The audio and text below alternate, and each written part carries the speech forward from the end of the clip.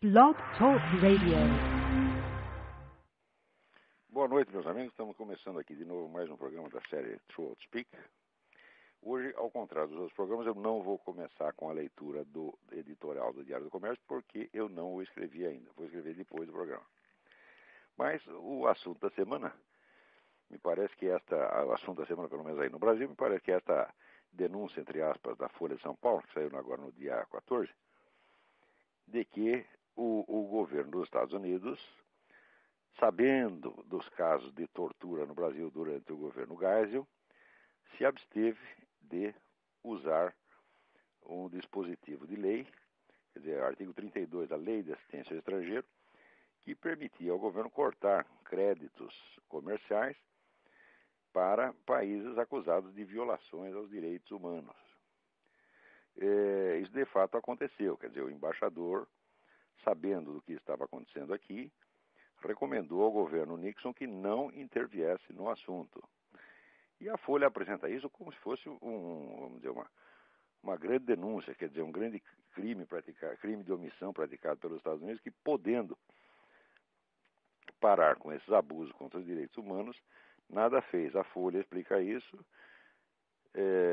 dizendo que os Estados Unidos tinham interesse comercial em vender armas ao Brasil. Então, é o seguinte, quer dizer que por dinheiro, eles deixaram que aqueles coitadinhos daqueles terroristas presos continuassem sofrendo horrores na cadeia. De que entre 1974, quer dizer, o começo do governo Geisel, e a posse do Jimmy Carter, que foi salvo engano, foi 75, foram mortos ou desaparecidos, considerados mortos ou desaparecidos, pelo menos 89 militantes de esquerda no Brasil. Então, o governo americano, por ter interesse comercial em vender armas, achou melhor não interferir. Então, olha, tudo o que sai na Folha a respeito deste período da nossa história, tudo é mentira. Ou é mentira substantiva, quer dizer, a alteração direta dos fatos, ou é mentira qualitativa, quer dizer, você pega fatos verdadeiros e os coloca numa perspectiva totalmente falsa, mudando a sua posição no conjunto, mudando o seu valor, mudando a perspectiva, mudando as proporções, etc. É exatamente o caso do que está acontecendo aqui. O memorando do embaixador ao presidente Nixon, recomendando que não interviesse, de fato existe, tá certo? E esses casos desses 89 militantes também parece que sucederam. Não que eles tenham sido realmente assassinados pelo governo, mas pelo menos na época se denunciou que era. Isso de fato acontecia, isso de fato chegou ao conhecimento da embaixada americana. Agora vamos à parte que a Folha esconde. Né? Em 1974, o prestígio do governo americano em Brasília estava chegando ao seu ponto mais baixo. O general Geisel havia nomeado como ministro das Relações Exteriores o Azeredo da Silveira, que é um esquerdista notório, e que superlotou o Itamaraty com os chamados barbudinhos. Os colegas chamavam de barbudinhos numa alusão às barbas cubanas, porque estavam empreendendo a cubanização das nossas relações exteriores. O general Geisel estava numa aproximação diplomática veloz com a China. Ele havia dado preferência à Alemanha para a construção daquela malfadada usina nuclear de Angra dos Reis e, sobretudo, foi o sujeito que deu ajuda financeira e militar para Cuba invadir Angola e matar 15 mil angolanos.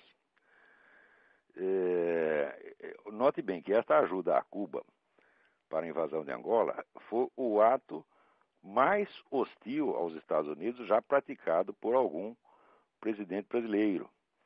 Quer dizer, comparado com isso, toda aquela conversa mole nacionalista e anti-americana do Jânio Quadros e do João Goulart são apenas puns diplomáticos, não é nada mais. O único jeito que fez alguma coisa efetiva contra os Estados Unidos foi o Geisel.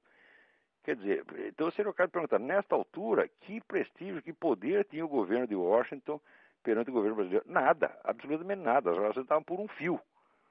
Tá certo? E por que a venda de armas nessa altura para o exército brasileiro era tão importante? Não vem me dizer que era por importância comercial que os americanos estavam interessados em dinheiro. Porque, absolutamente, se você tiver ideia do que é a indústria de armas aqui, você achar que a venda de armas para o Brasil tinha algum peso comercial nisso é absolutamente ridículo. Quer dizer, as nossas compras de material bélico para a escala americana eram absolutamente irrisórias. Elas eram importantes porque eram o último ponto de contato entre, nas relações entre Estados Unidos e Brasil. Eles precisavam manter aquilo de qualquer maneira, porque se não fosse isso, eles perderiam o contato que tinham com os milicos brasileiros. E daí a relação entre Brasil e Estados Unidos ia para as cocuias. Então, primeiro, o governo americano não tinha nenhum poder de pressão sobre o Brasil àquela altura. Se ameaçasse, não digo nem cortar crédito comercial, mas se ameaçasse de cortar crédito comercial, acabava as relações do Brasil e Estados Unidos do dia para a noite. Então, o que os Estados Unidos podia fazer àquela altura? Absolutamente nada. E, de fato, qualquer embaixador, vamos dizer, com QI superior a 12, recomendaria ao seu governo exatamente isso. Não interfira porque nós não temos retaguarda, nós não estamos com essa bola toda, né? Agora, a Folha omite tudo isso. Agora, o mais bonito é que dentro da mesma notícia, a Folha dá os números das chamadas vítimas da ditadura naquele período. E depois, primeiro que dá um número total, 376, né? E dando como fonte entidades de direitos humanos e entidades religiosas. E em seguida fala das vítimas do terrorismo, quer dizer, pessoas que foram mortas por estes mesmos indivíduos, mas dá como fonte os críticos os críticos da esquerda. Quer dizer que os números totais os números dos vítimas da ditadura se vêm de fonte ideologicamente neutra, tá certo? Mas os números do outro lado já vêm com rótulo ideológico. Isso na Folha é sistemático, tá certo? Ela não diz, a esquerda diz que morreram tanto e a direita diz tanto. Não, nunca é assim. É que as entidades tais e quais, a Igreja Católica, a Comissão da puta que eu pariu, etc., tudo isso diz tanto. E a direita diz que morreram tanto. Ora, pô, isso é jornalismo, isso é fraude, né? Também o curioso é que quando ele menciona as mortes de prisioneiros, dá a impressão assim, que todos os guerrilheiros morreram na prisão. Quer dizer, foram todos vítimas eram jovens idealistas combatendo o governo de peito aberto e o governo matando os caras escondidos nos porões, né? Quando, na verdade, os terroristas também mataram prisioneiros. Ora, meu Deus do céu, agora não me ocorre, por exemplo, o famoso caso do tenente Alberto Mendes Júnior, que era um prisioneiro que foi morto a coronhadas pelo Carlos Lamarca. E houve outros casos também de gente que eles assassinaram, prisioneiros que eles assassinaram, inclusive militantes deles que eles consideraram traidores, e que torturaram e executaram os caras. Quer dizer, mas fica sempre esta coisa. Uns eram guerrilheiros que combatiam de peito aberto, e outros eram torturadores, torcionários que matavam gente escondida nos porões. Quer dizer, esta imagem vai se impregnando na mente do povo até que a pessoa acredita que foi assim mesmo, né? É incrível. Agora, o fato de que, enquanto isso, o governo Geisel estivesse ajudando Cuba a matar os africanos, tá certo? Com a cumplicidade de toda essa gente, com o aplauso da esquerda internacional, não, isso aí, matar 15 mil angolanos pode. O que não pode é matar 376 terroristas brasileiros. Isso é um escândalo, né? Outra coisa que também não se deve esquecer é que este número de 376 é altamente duvidoso. 376 vítimas da ditadura é altamente duvidoso. Por quê? Porque para produzir esse número, existem organizações bilionárias fuçando e forçando dia e noite. Ao passo que as vítimas do terrorismo, só quem está tentando contar é o pessoal lá do Ternuma que não tem onde cair morto, que são apenas alguns oficiais da reserva que com o seu próprio dinheiro mantém aquele site. Quer dizer, a concorrência aí é desleal. Se você fuçar direitinho, você vai acabar achando muito mais vítimas do terrorismo. Por outro lado, também qual é a importância, a medida total desses acontecimentos. Você vê que 376 mortos em 20 anos de combate, num país de dimensões continentais, é quase nada. O Fidel Castro matava 376 pessoas a cada 2 meses nas prisões dele. E ninguém falava nada. E matava com a ajuda desses mesmos caras. Quer dizer, também aí eu tô negócio, matar 100 mil cubanos pode, não é problema nenhum. Agora, matar 376 desses vagabundos da esquerda, isso é um crime inominável. Então, o fato é o seguinte, é que as proporções dos acontecimentos são totalmente falseadas. E isso é o procedimento sistemático da Folha.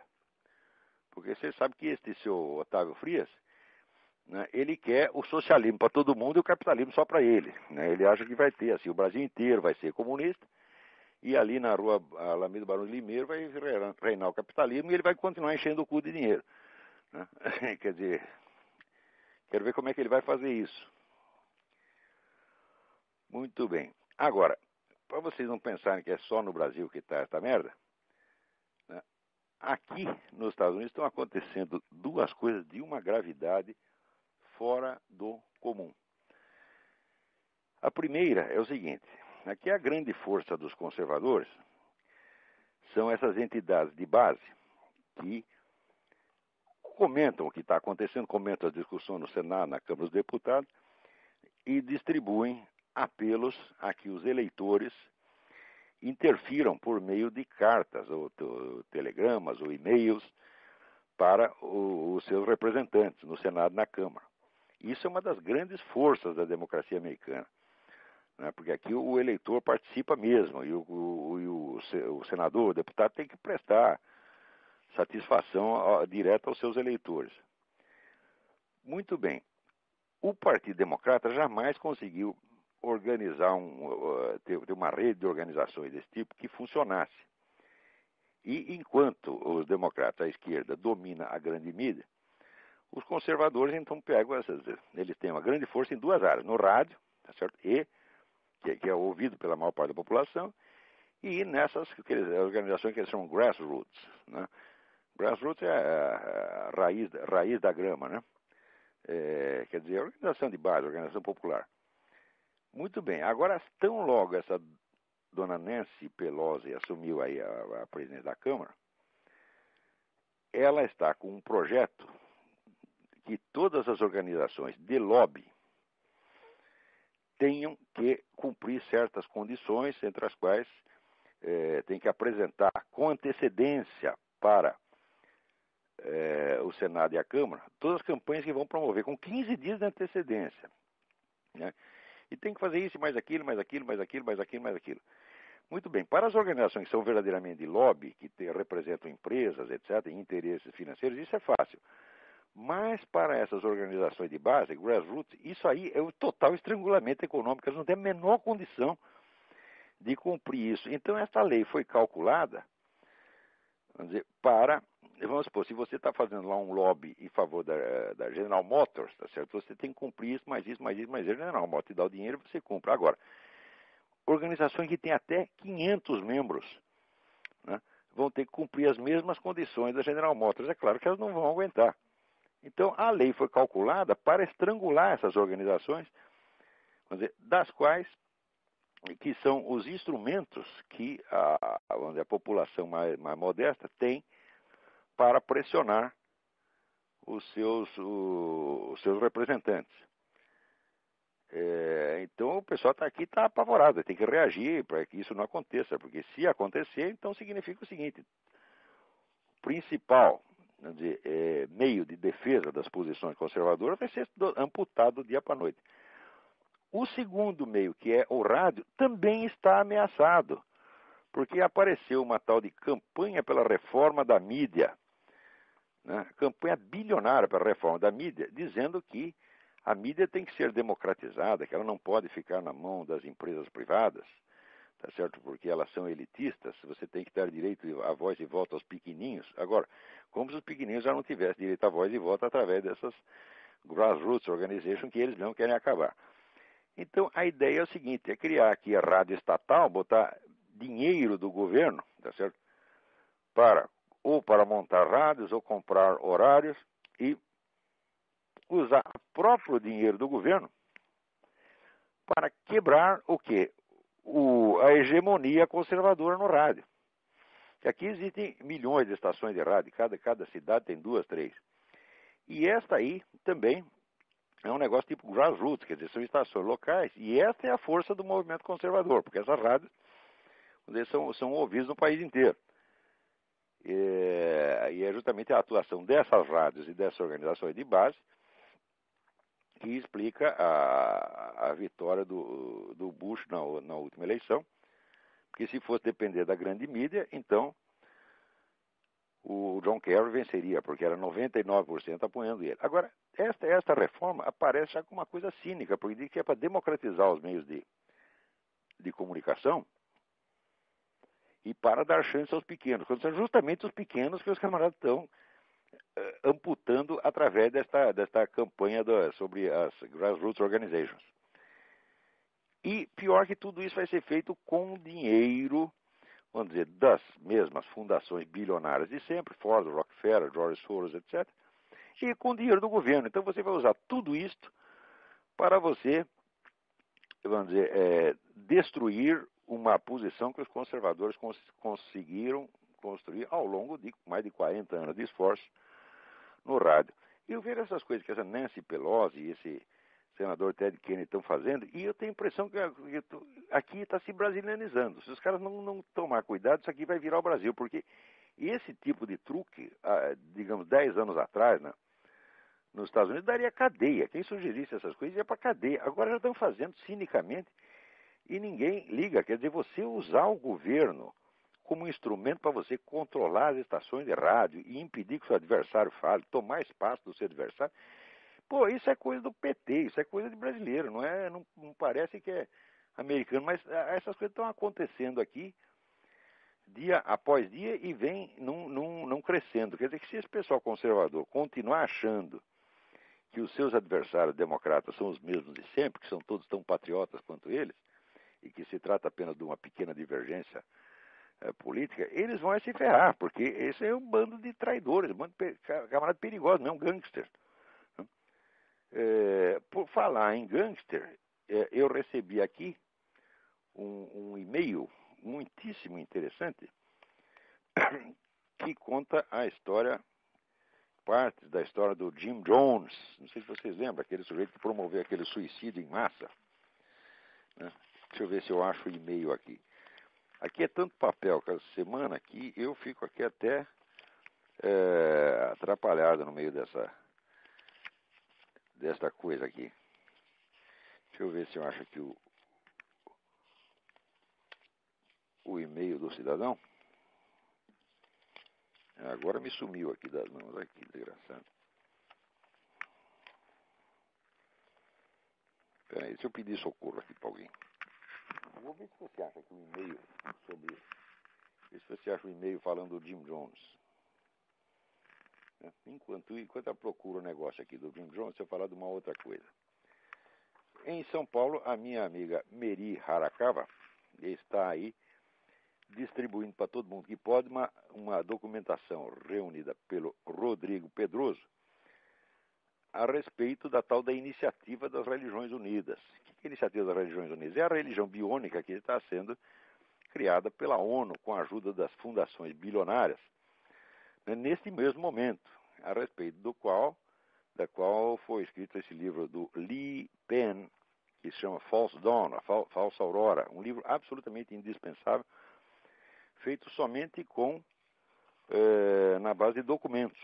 Tá? Quer dizer, toda a documentação da história dessa Iniciativa das Religiões Unidas, que pretende, num prazo brevíssimo, criar uma espécie de Vaticano supra-religioso, certo? E coordenar todas as religiões do mundo de maneira a castrá-las, a neutralizá-las e torná-las, né,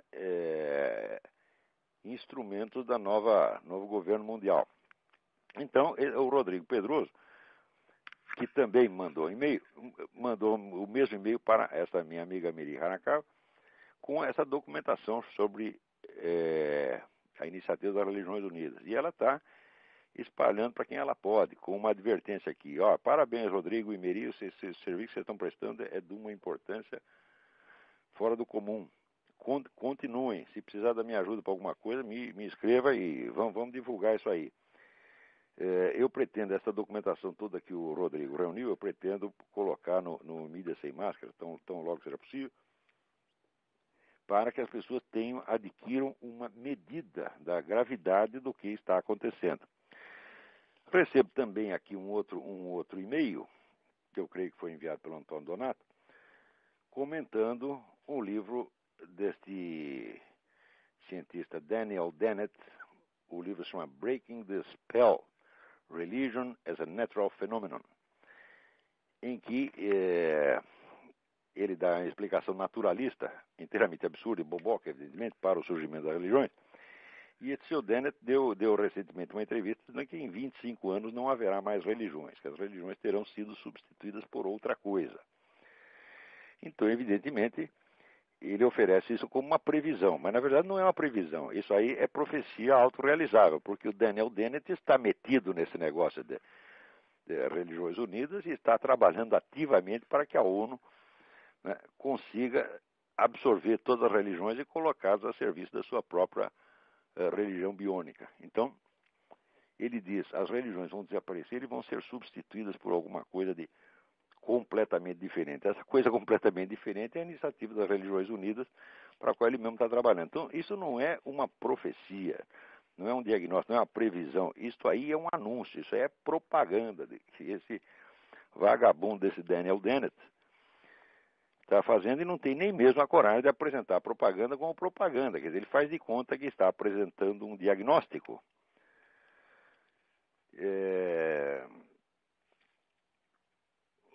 Que está apresentando um diagnóstico, quando na realidade ele está forçando para que as coisas aconteçam no sentido que ele está fazendo.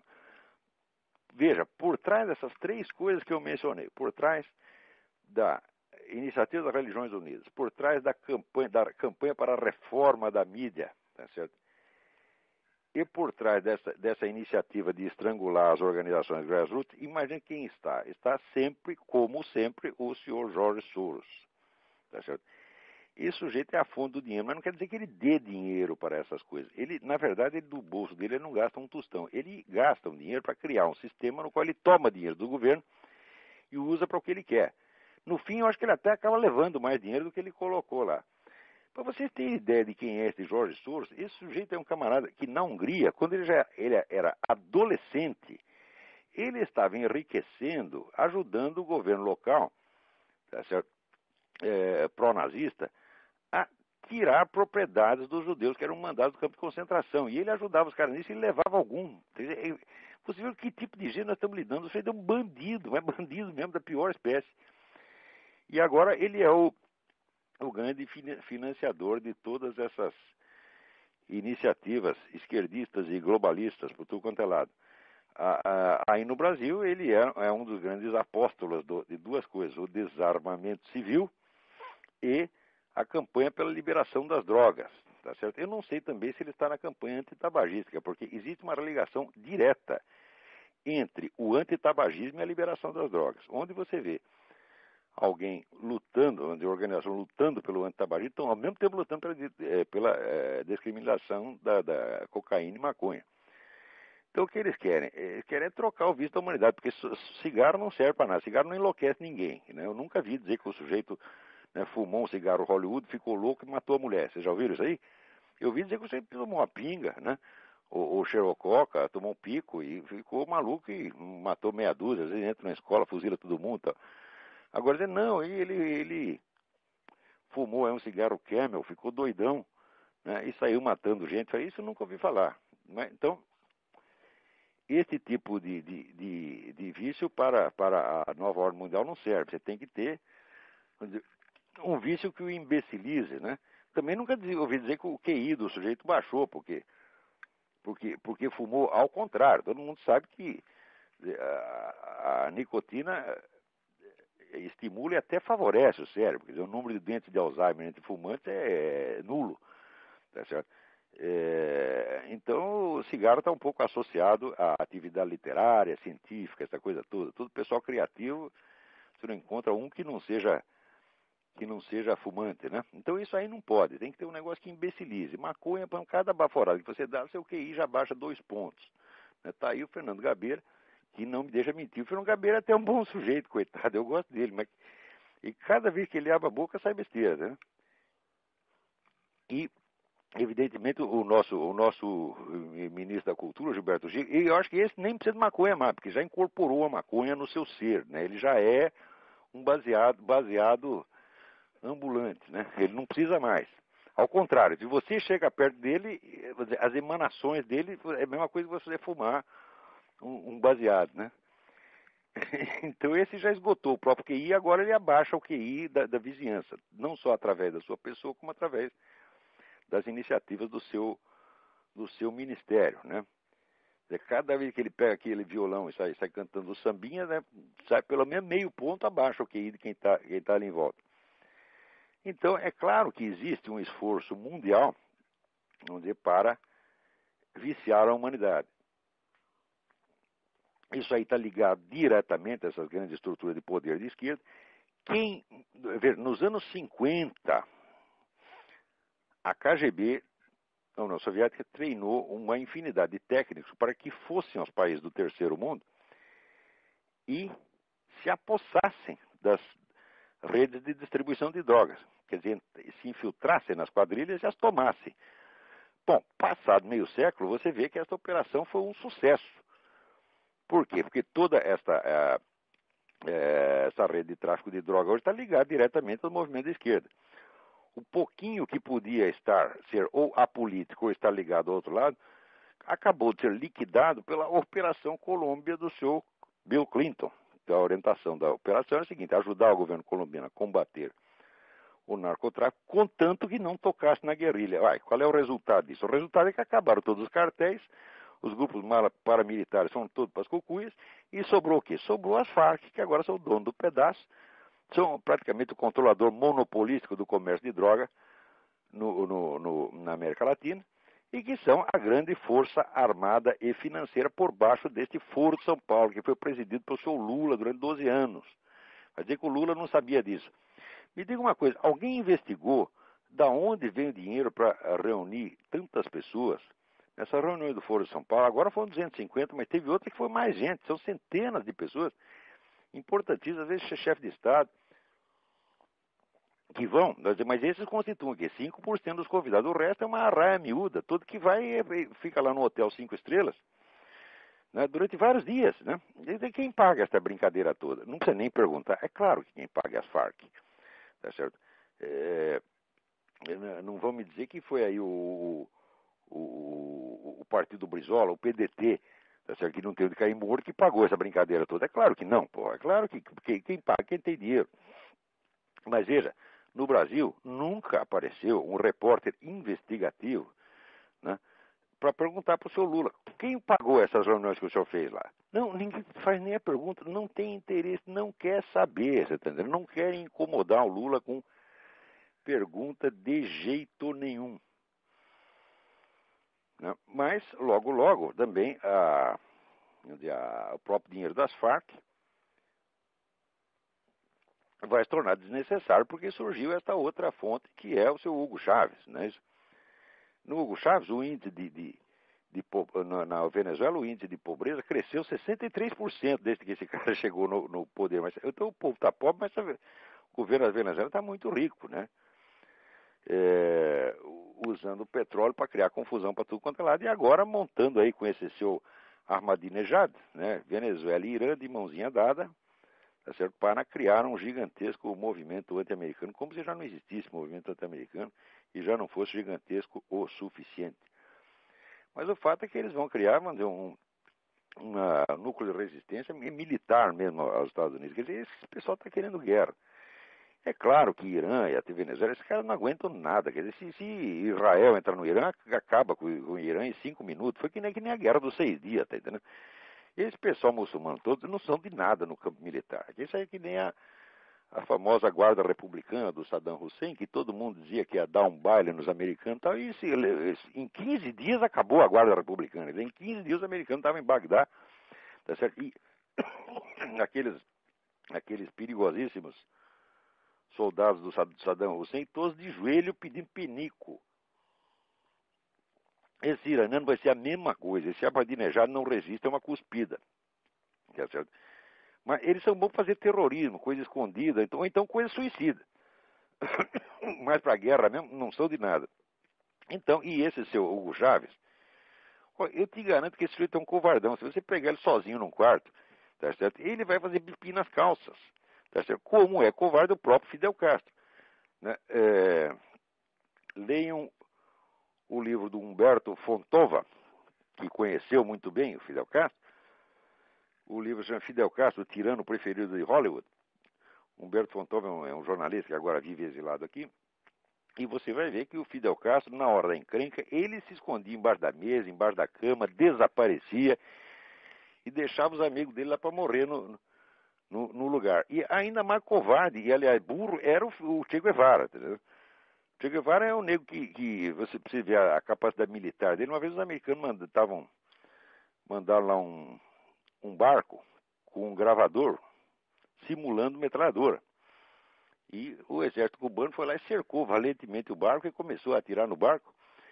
E o Che Guevara, que estava comandando a operação, conseguiu dar um tiro na sua própria mão. Quer dizer, o negro que se acerta a si mesmo num combate contra um inimigo inexistente, né?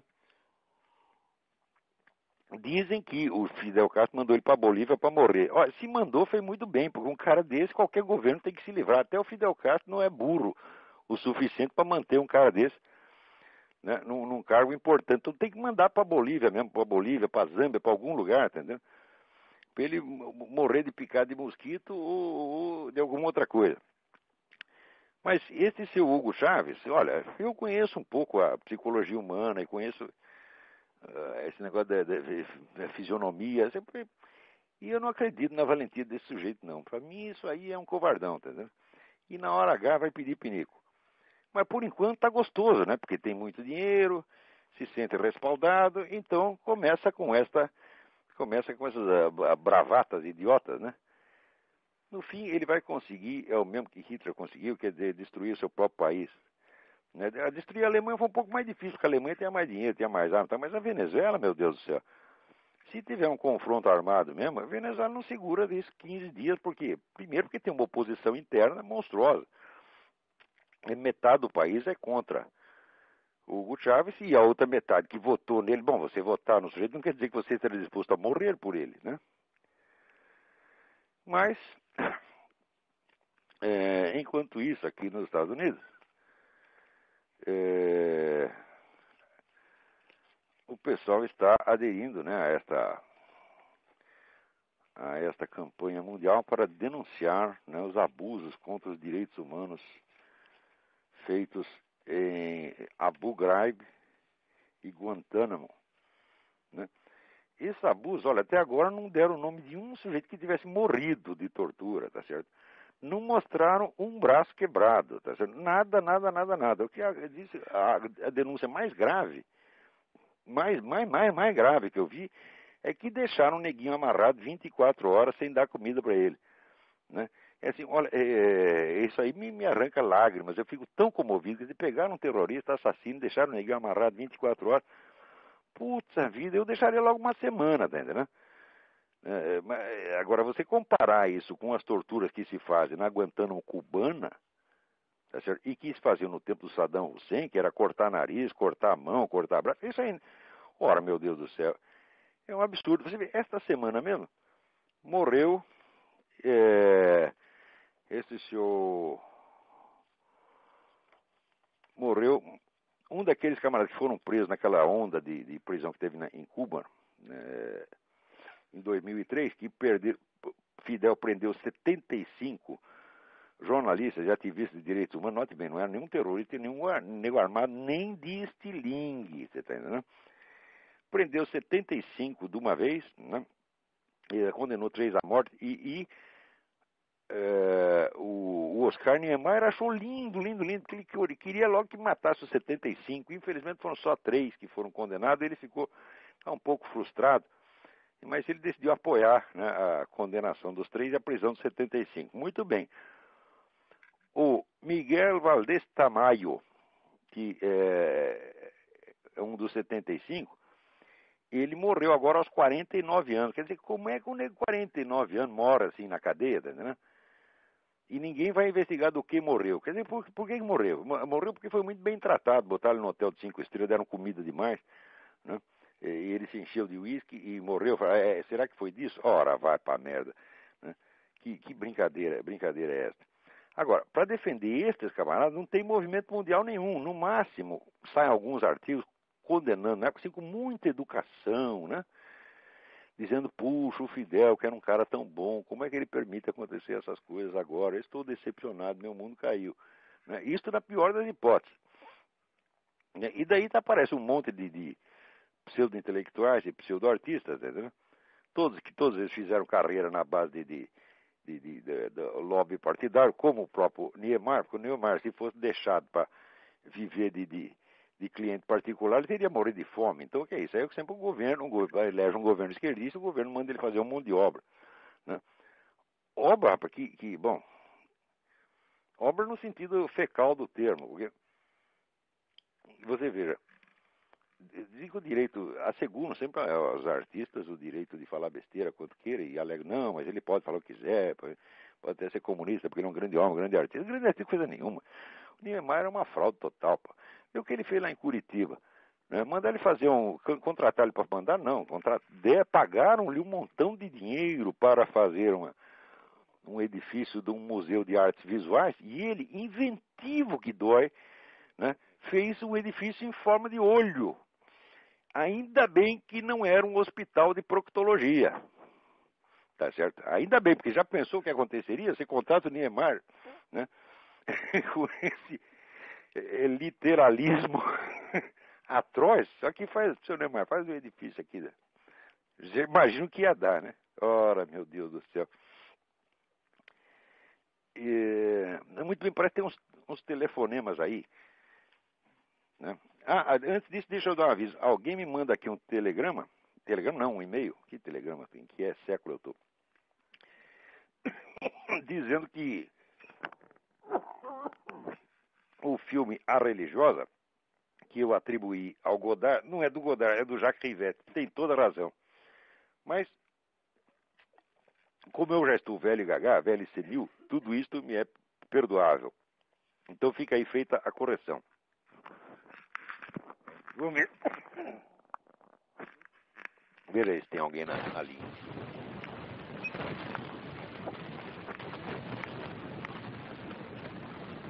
Alô? Alô, Olavo? Sim. Olavo Marcelo, do Rio. Tudo bem, Olavo? Tudo bem? Olavo, a minha pergunta é a seguinte, é com relação ainda ao Chaves. O Chaves que já viu nos visitar aqui no Rio, essa semana, ele e sua turma. Minha pergunta é a seguinte, Olavo. Fale um pouquinho mais alto se você puder, porque tem um chiado aí na linha. Fale um pouquinho mais alto. Ok. Olavo, o Chaves, a ligação do Chaves com o Irã, por acaso tem algum fundamento com a tecnologia nuclear? Ele está querendo pegar um atalho para também pôr a mão na bomba e se tornar uma subpotência regional? Não tenha a menor dúvida. E a base boliviana também, que ele está querendo instalar na Bolívia para se aproximar do Brasil, porque os aviões da Venezuela não têm autonomia para chegar até o Brasil. Essa base da Bolívia não seria um atalho para eventualmente, no futuro, se o Brasil se tornasse hostil, ele pudesse entrar em conflito com o país. Eu queria que você comentasse, por favor, Olavo. Ora, o Chaves adotou na Venezuela essa estratégia da guerra total inventada pelo Marechal Giap, que era o comandante do Vietcong, e ele chama a guerra do povo inteiro. Isso quer dizer que a sociedade inteira é militarizada. Você vive em estado permanente de economia de guerra, haja guerra ou não. Tá certo? O sujeito não faz isso só porque quer. Quem não pretende fazer uma guerra não faz economia de guerra. Agora, se ele está se juntando com o Irã, que está fazendo bomba atômica, bom, é claro que o sujeito tem projetos militares muito mais ambiciosos para a América Latina. Ele vai virar um Irã da América Latina. Tá certo? Eu não acredito que isso chegará a suceder. Eu acredito que haverá alguma reação antes. Por exemplo, eu penso, assim, o que estaria pensando nessa altura o pessoal de Israel? Por quê? Israel tinha planos para atacar uma usina nuclear iraniana, mas o Irã tem um plano para acabar com Israel inteira. Israel é explícito, né? Então, bom, se aquele pessoal israelense é louco, eles vão deixar o camarada completar levar seus planos até o fim. Mas eu não acredito que deixem, não. Eu acredito que Israel é capaz de atacar o Irã de uma hora para outra e acabar com essa brincadeira de bomba atômica. Bomba atômica não é para estar na mão de qualquer. O certo seria somente os Estados Unidos terem a bomba atômica. Se não fosse fosse os espiões infiltrados aqui, o casal Rosenberg, a União Soviética não chegaria a ter bomba atômica porque não tinha tecnologia para isso. Daí, esses dois camaradas que em boa hora foram para a cadeira elétrica, passaram lá a fórmula para a União Soviética, e a União Soviética em pouco tempo conseguiu fazer a bomba atômica. O certo seria só os Estados Unidos ter, porque os Estados Unidos têm responsabilidade para isto. É o único país do mundo, tá certo, onde existe consciência de seus próprios erros, seus próprios crimes, e que quando os comete, volta atrás e tenta corrigir por todas as maneiras possíveis. Quer dizer, que o que os Estados Unidos fizeram pelo Japão depois do fim da guerra, nenhum país jamais fez por outro. Entendeu? Então, de nações você não pode esperar santidade, mas você pode esperar alguma consciência moral. Bom, que eu saiba, a única nação do mundo que tem consciência moral é os Estados Unidos. Quer dizer, a única nação que discute, se acusa a si mesma antes de acusar os outros. O resto é o contrário. Você não vai ver na União Soviética, na China, no Irã, ninguém dizendo jamais a culpa é nossa. Nunca, nunca dizem isso, tá certo? Então eu acho que o país tem consciência moral, é o que devia ter monopólio da bomba atômica. Bom, já que passou para a mão dos outros, então pelo menos tem que manter sob controle. E conseguiram manter. Tá? Quer dizer, entre Estados Unidos, China, França, etc., eles conseguiram manter o equilíbrio até reduzir o número de armas nucleares, exceto a China, que está aumentando dia após dia. E na qual também não se pode confiar. Agora, deixar com Ahmadinejad, para não falar do Hugo Chávez, tem a bomba atômica, não, isso não pode acontecer nenhum dia. Né? É a mesma coisa que cada sujeito querer ter uma bomba atômica na sua casa, para jogar nos vizinhos. Tá? Isso não é brincadeira. Né? Vamos ver se tem mais alguém aí.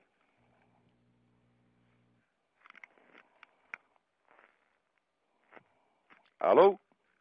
Alô, Lavo? Oi. É Fábio? Ô, Fábio, tudo bem? Tudo bom? Tudo certinho. Eu espero que todo mundo tenha conseguido conectar essa semana, porque a semana passada deu um problema, muita gente não conseguiu. Vamos lá. Exatamente. Eu só queria fazer aqui um auxílio. As tais religiões unidas aqui no Brasil, elas são representadas pelo movimento Viva Rio. Puta. Eu acabei de procurar, é lógico que o financiamento deve ser o mesmo, não é? E acabei de procurar e descobri que o movimento Viva Rio que está encabeçando essa iniciativa aqui no Brasil. Se alguém entrar no site já Viva propus Rio... a mudança desse movimento para Viva Rindo. Né? Eles têm que viver rindo, porque eles conseguem dinheiro tudo quanto é lado para fazer qualquer besteira. E agora entrar na tal da iniciativa das Religiões Unidas era só o que faltava. Né? Então tem um arquivo PDF bem interessante lá que mostra, que explica, enfim, o que é essa religião. Se você puder mandar isso para mim, eu agradeço. Já estou mandando. Na semana que vem a gente comenta mais um detalhe. A outra colaboração é que eu encontrei no Google Earth onde será a nova base militar boliviana com o dinheiro do Hugo Chávez.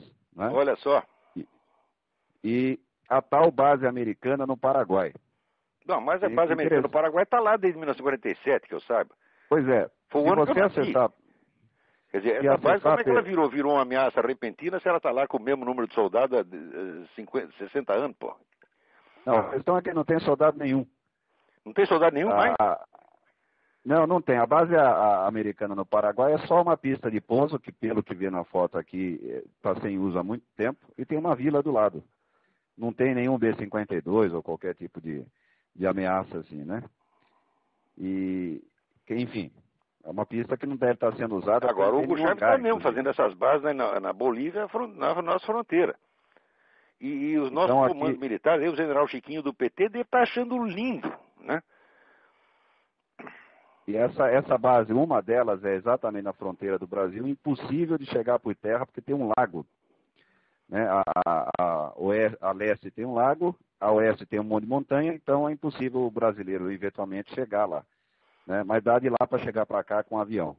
Então é ameaça verdadeira, acho que vem daqui, não vem do Paraguai, né? Ameaça para nós, mas o nosso governo está achando bonito, né? Ele, aliás, tem ajudado em tudo isso. É um negócio incrível. Agora você veja como é a mentalidade dessas pessoas. Para bloquear alguma ação efetiva contra a esquerda latino-americana, eles botaram em tudo quanto é lugar agentes de influência, né, dizendo que existem duas esquerdas. Existe uma esquerda radical e uma esquerda moderada, né? A esquerda moderada é o Lula. Você veja, era o presidente do Foro de São Paulo. Quer dizer, para você, né, deter o avanço esquerdista ocasionado pelo Foro de São Paulo, o que você faz? Você ajuda, aumenta o poder do presidente do Foro de São Paulo. Né? Quer dizer, conseguiram enganar aqui o governo americano com essa história.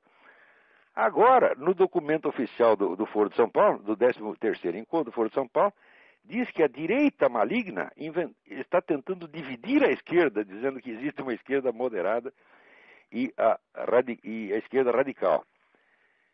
Então é sempre assim, quer dizer, eles inventam uma mentira e depois eles mesmos inventam um jeito de desmentir a sua própria mentira, atribuindo-a à vítima da mentira. É incrível, eles tiram proveito dos seus próprios crimes, né, da denúncia dos seus próprios crimes. Mas vamos lá, tem mais alguém aí esperando? Alô? Alô? Alô, Olavo? Eu? É Jorge que está falando. Oi, tudo bem, Dá para Jorge? ouvir bem? Dá, perfeitamente. Tá. Eu queria fazer 3 perguntas rapidamente. A primeira, que político conservador cristão, que não seja bobo, pode servir de referência para nós aqui, para monitorar a atitude da ação dos conservadores aí nos Estados Unidos? Segundo, Conservador cristão que tem aí, ele não foi eleito, que é o Guilherme Afif Domingos. Aí nos Estados Unidos. Aqui nos Estados Unidos? Isso. Aqui tem um monte, mas não vá por nomes de políticos, você vá pelos grandes think tanks, porque aqui tudo o que aparece na política foi o primeiro longamente discutido dentro dos think tanks. Você vai pela Heritage Foundation, pelo Hudson Institute, pela Atlas Foundation, pelo Claremont Institute. Esses órgãos são, vamos dizer, o centro do pensamento conservador aqui. Okay. E, sobretudo, acompanhe as colunas do Rush Limbaugh, né? Existe na internet o rushlimbaugh.com, que transcreve diariamente os programas do homem, e as colunas da Ann Coulter. Quer dizer, a partir daí você tem uma ideia geral.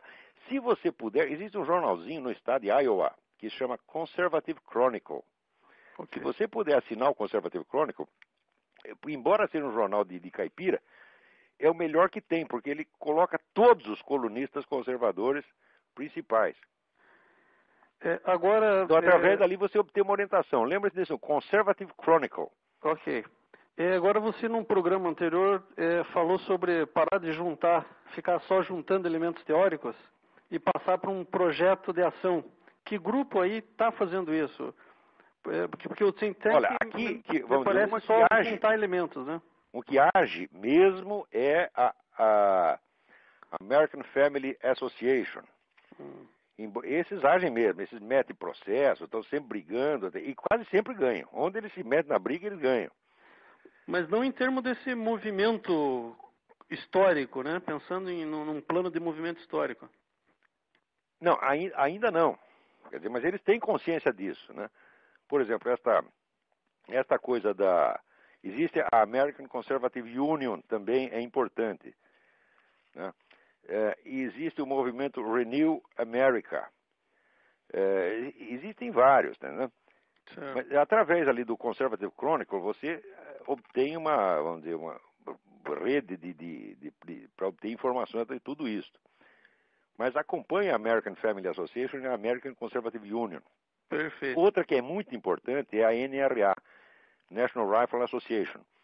Para todo esse negócio de desarmamento e direito civil, isso é muito importante.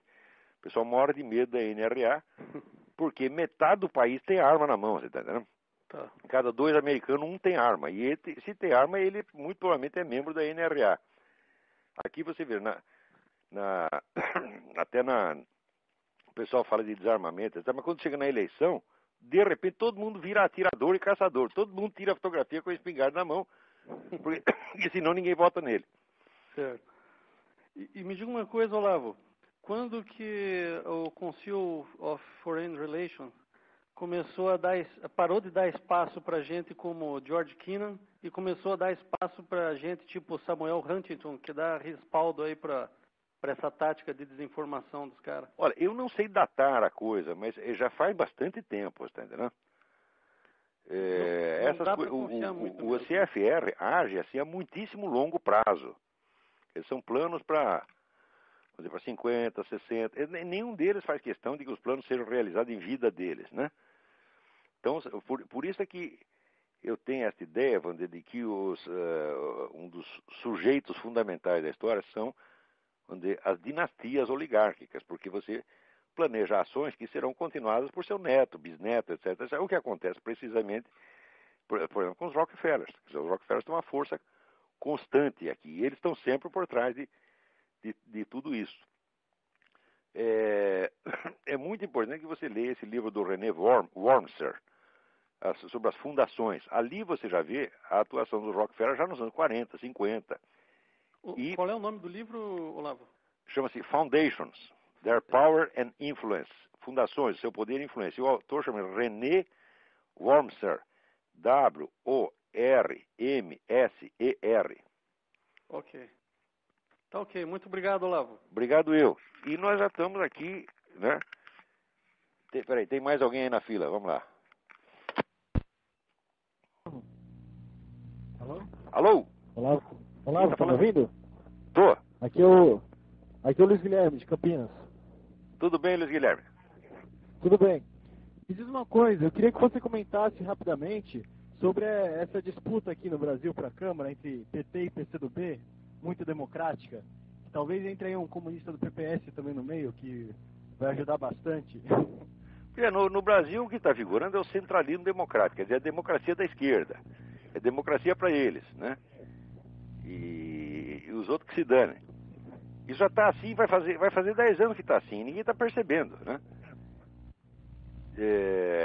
Então, chega na hora de pegar um cargo desse, é sempre o sujeito... Você tem um que é meio comunista e o outro que é um comunista e meio, tá entendendo? E não vai ter mais nada além disso aí. Não esperem que apareça outra força política, porque se não existe uma força cultural oposta, muito menos existirá uma força política. Lembre daquela profecia do Hugo von Hofmannsthal. Nada está na política de um país que primeiro não esteja na sua literatura. Primeiro tem que criar uma cultura conservadora, judaico-cristã, tá certo? Que já existe no mundo e que é poderosíssima no mundo, até mesmo na Europa, porém mais aqui. Primeiro tem que ter isso. Depois, aos poucos, pode surgir um movimento político conservador, mas por enquanto não vai aparecer, não. E a outra pergunta é bem relacionada. Quais seriam os passos para montar uma contra-revolução cultural no Brasil? Começar esse crescimento da cultura ocidental? Não, tem que, em primeiro lugar, não pode esquecer o que Hegel chamava o trabalho do negativo. Primeiro tem que destruir essa pseudocultura esquerdista, porque ela matou a inteligência do Brasil. Você veja que tudo quanto é, vamos dizer, autor importante, realmente criativo no Brasil, tipo Mário Fernando Santos, o Gustavo Corsão, o próprio Vicente Fernandes. Eu não gosto muito do Vicente, não, mas ele tem umas coisas geniais. Desapareceu. Ou nem pode aparecer, né? O Gilberto Freire só não conseguiram sumir com ele porque no começo eles o apoiaram, tá entendendo? Depois voltaram atrás, mas daí já não dava mais para esconder. Você vê esse negócio do Otto Maria Carpo, embora o Otto Maria Carpo fosse gente deles, eles o enterraram por quê? Porque toda a parte criativa da obra dele era conservador. E eles não queriam que isso aparecesse, tá entendendo? Então esconderam o homem. Então eles estão exercendo um papel de censura e controle há 50 anos na cultura brasileira. E promovem tudo quanto é mediocridade. Promovem esse Luiz Fernando Veríssimo, né? Gilberto Gil. Pelo amor de Deus, o que eles conseguiram fazer foi tirar o Brasil do circuito da cultura internacional. O Brasil está fora. A contribuição brasileira para a cultura mundial é zero nos últimos 50 anos. Zero, zero, zero, zero. Né? E é isso mesmo que eles gostam, tá entendendo? Reduzir tudo ao nível do Emir Sader. Você vê que é um país que o Emir Sader, esse analfabeto, esse Emir Sader é chefe de departamento numa universidade, tudo é permitido, tá entendendo? E mais ainda, estão fazendo o possível para imbecilizar as nossas gerações. Um ensino bom o Brasil nunca teve. Mas o pouco que tinha foi destruído completamente, tá entendendo? Então, a gente tem que primeiro acabar com esses falsos prestígios. Acabar com esses falsos prestígios não é discutir ideias. Você vê, por exemplo, o falecido Zé Guilherme Melchior, que é um homem da cultura extraordinária, ele caía na esparrela de enfrentar esses camaradas no terreno da luta de ideias. Eu digo, não há luta de ideias com charlatães. O que tem que existir é denúncia. Tá certo? Veja, entre eu e Dona Marilena, ou entre eu e Dr. Emir Sader, não tem divergência ideológica nenhuma, é uma divergência moral, porque é o seguinte, eu sou um estudioso sério, tá certo? E eles são picaretas, todos esses, tá entendendo? Picaretas enganadores, semi-analfabetos posando de gente culta e enganando o povo. Isso não é... Não se pode ter discussão de ideias, porque discussão de ideias é honrá-los. Não digo que na esquerda não houvesse intelectuais de bom nível, com os quais se podia discutir. Existia lá um Álvaro Lins, né? Existia o próprio Otto Maria Carpo, se bem que no tempo que ele foi de esquerda ele já estava gagá. Mas existia, até hoje tem um sujeito na esquerda que eu gosto muito, que é o Carlos Guilherme Mota. O Carlos Guilherme é um sujeito com quem dá para discutir, você está entendendo? Quer dizer, ele é mais comunista que a peste, mas é um sujeito que lê livros, você está entendendo? E que ele gosta de discutir com a gente. Agora esse pessoal não gosta de discutir, não, eles gostam de tampar sua boca, eles gostam de esconder você, você está entendendo? Porque se você abrir a boca, eles estão liquidados, saem desmoralizados que nem saiu o Emir Sader, saiu a Laor Café, todos esses bandidos que ousaram tentar discutir comigo, falaram duas coisinhas, levaram a resposta que merecia, enfiaram o rabo entre as pernas, nunca mais falaram da minha pessoa, graças a Deus. Agora só estudantezinho em site da internet que fica cochichando. Né? Mas a chamada intelectualidade ficou toda quietinha. A gente tem que reduzir esses camaradas ao silêncio através da sua desmoralização. Tem que desmoralizar, mostrar que são charlatães, que são semi-analfabetos, tá certo? Que são usurpadores. É isso que tem que fazer, não é discutir ideias, não, porque eles não têm ideia nenhuma. A única ideia que eles têm, tá certo, é pegar cargo público, pegar dinheiro do governo e fazer oba-oba deles mesmos. É só isso que fazem o tempo todo, tá entendendo? E colaborar com esse esquema criminoso, revolucionário do Foro de São Paulo. Então, antes de você criar uma cultura, você tem que destruir o que tem em si, porque é no esforço da destruição e da crítica em profundidade. A crítica em profundidade não é crítica do conteúdo das ideias, é a análise sociológica da origem dessas ideias, porque não há o que discutir, não há o que contestar. Se o sujeito fala uma besteira formidável, você não vai perder muito tempo contestando a besteira, você vai ter que investigar como é que o cérebro dele conseguiu produzir tanta merda, tá entendendo? E é isso que a gente tem que fazer, quer dizer, investigar isso como fenômeno sociológico. E é deste esforço que nascerá uma cultura conservadora, tá certo? Vamos lá, okay. Tem mais alguém? Muito obrigado.